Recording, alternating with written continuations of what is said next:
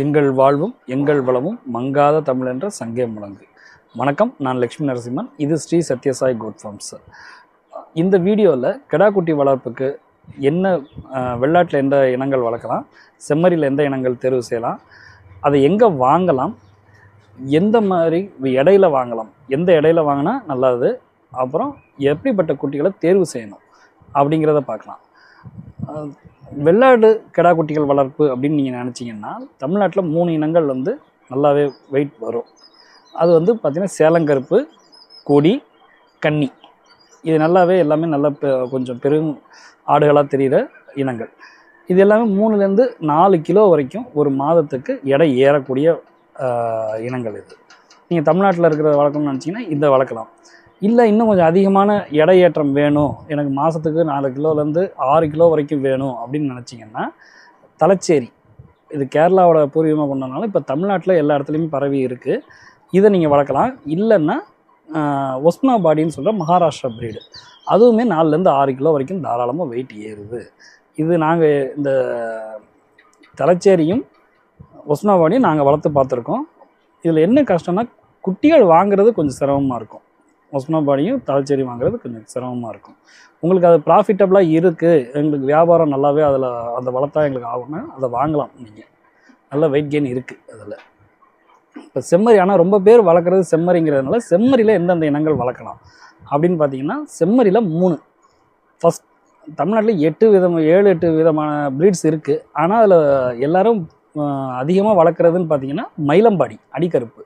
அந்த மயிலம்பாடியில் என்ன ஸ்பெஷாலிட்டின்னா நல்ல வெயிட் கெயின் இருக்குங்க. மற்ற எல்லா இனத்தோடையும் அது 4லேருந்து 7 கிலோ வரைக்குமே எங்களுக்கு அந்த கொடுக்குற அடர்த்தி இனத்தோட குவாலிட்டியை பொறுத்து 7 கிலோ 7.5 கிலோ வரைக்குமே மாதம் வெயிட் கெயின் இருந்திருக்கு எங்களுக்கு. இன்னொன்று பக்ரீத்துக்குன்னு வளர்க்குறவங்க அதை தேர்வு செய்கிறாங்க. என்னென்னா கொம்பு நல்லா பெருசாக வரும், ஆடு நல்லா தோரணையாக நிற்கும் அப்படிங்கிறதுனால. இது தமிழ்நாடு ஃபுல்லாக இதோட கறிக்கு நல்ல ஒரு டிமாண்ட் இருக்குது.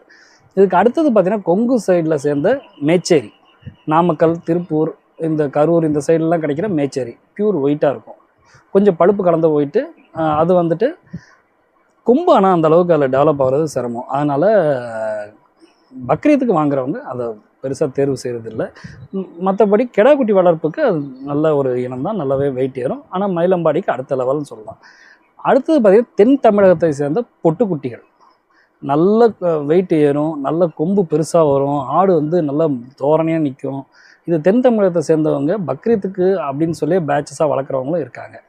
இது 3மே செம்மறியில் கிடாக்குட்டி வளர்ப்புக்கு நல்ல இனங்கள்னே சொல்லிடலாம். அடுத்தது எங்கே வாங்கலாம் அப்படின்னு பார்த்தீங்கன்னா தமிழ்நாடு முழுக்க பார்த்தீங்கன்னா சின்னதும் பெருசுமா ஏகப்பட்ட சந்தைகள் இருக்குது. ஒரு சந்தைக்கு போனீங்கன்னா உங்களுக்கு தேவையான சைஸில் தேவையான குவாலிட்டியில் உங்களுக்கு கிடாக்குட்டிகள் கிடைக்கிது. பால் குட்டிலேருந்து வயதான ஆடுகள் ஒரு 2 வயசு 3 வயசு கிடா வரைக்குமே கிடைக்கிது. தமிழ்நாடு ஃபுல்லாக எல்லா இதுலேயுமே எண்ணிக்கைகள் மாறுது. சின்னதுன்னா கொஞ்சம் கம்மியாக வருது. பெரிய பெரிய ஆட்டு சந்தைகள் தமிழ்நாடு ஃபுல்லாகவே பரவி இருக்குது. ஆனால் இதில் என்ன ஒரு டிஸ்அட்வான்டேஜ், இதில் என்ன கொஞ்சம் கஷ்டமான விஷயம் அப்படின்னா சந்தையில் போய் வாங்குறது.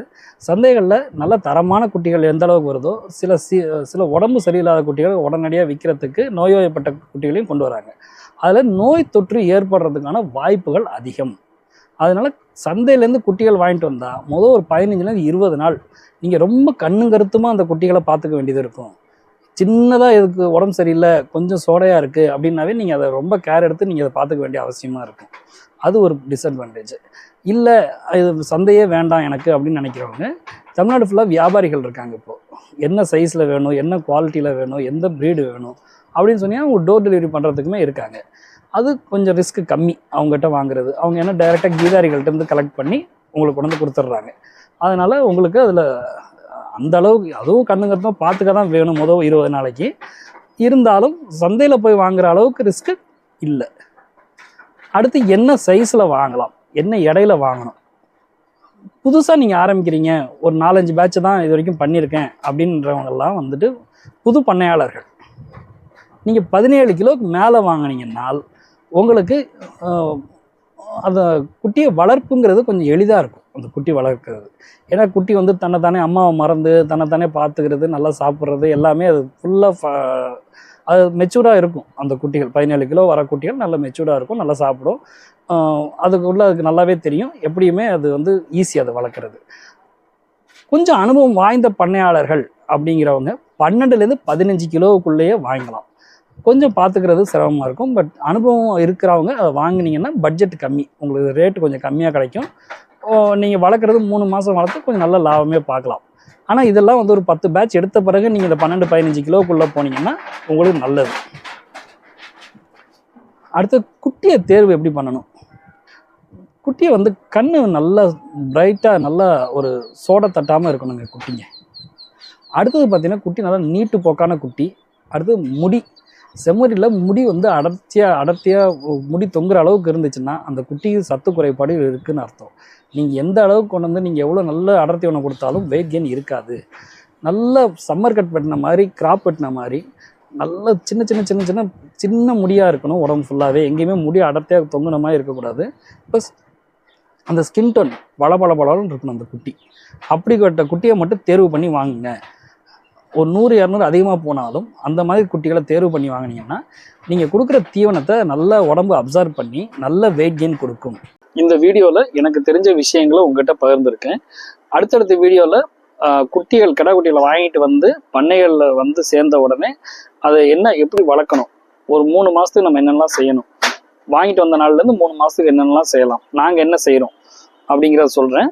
அடுத்து ஒரு கிடா குட்டி வாங்கிட்டு வந்து அதை இன்னைக்கு இருக்கிற விலைவாசியில் வளர்த்தா ஒரு மாதத்துக்கு ஒரு குட்டிக்கு எந்த அளவுக்கு லாபம் கிடைக்கும் அப்படிங்கிறது ஒரு தோராயமாக உங்களுக்கு அடுத்தடுத்த வீடியோவில் சொல்கிறேன். நன்றி, வணக்கம்.